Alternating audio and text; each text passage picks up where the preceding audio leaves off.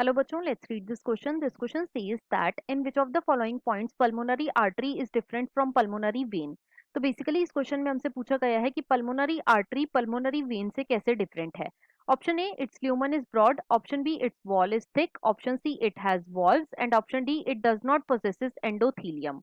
अब अगर इस क्वेश्चन के मैं की कॉन्सेप्ट की बात करूं तो इस क्वेश्चन का जो की कॉन्सेप्ट है वो है बच्चों pulmonary artery and pulmonary vein. Let me right it over here. It is pulmonary artery and pulmonary vein. Pulmonary vein. अब एक एक करके हम इन दोनों के बीच का डिफरेंस देखते हैं. तो बच्चों एक तरफ तो हम लिख लेते हैं पल्मोनरी आर्टरी, एक तरफ हम क्या लिखेंगे पल्मोनरी आर्टरी, और दूसरी तरफ बच्चों हम लिख लेते हैं pulmonary vein. Second is pulmonary vein.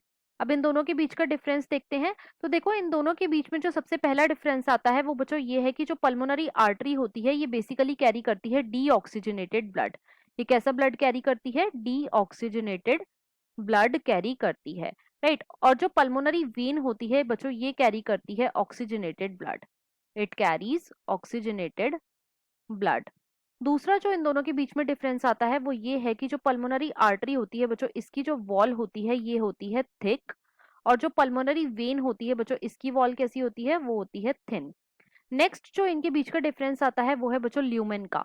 तो देखो जो पल्मोनरी आर्टरी का ल्यूमेन होता है ये बेसिकली नैरो होता है, और जो पल्मोनरी वेन है इसका ल्यूमेन कैसा होता है? वो होता है बच्चों ब्रॉड या फिर वाइड, राइट.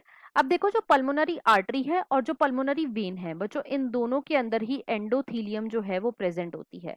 क्या प्रेजेंट होती है? एंडोथीलियम जो है ये प्रेजेंट होती है. अब एक एक करके हम अपने सारे ऑप्शंस को चेक करते हैं. तो ऑप्शन ए में हमें गिवन है इट्स ल्यूमन इज ब्रॉड. तो बच्चों ये इनकरेक्ट हो जाएगा. क्यों? क्योंकि देखो क्वेश्चन में हमसे पूछा गया है कि पल्मोनरी आर्टरी कैसे डिफरेंट है पल्मोनरी वेन से.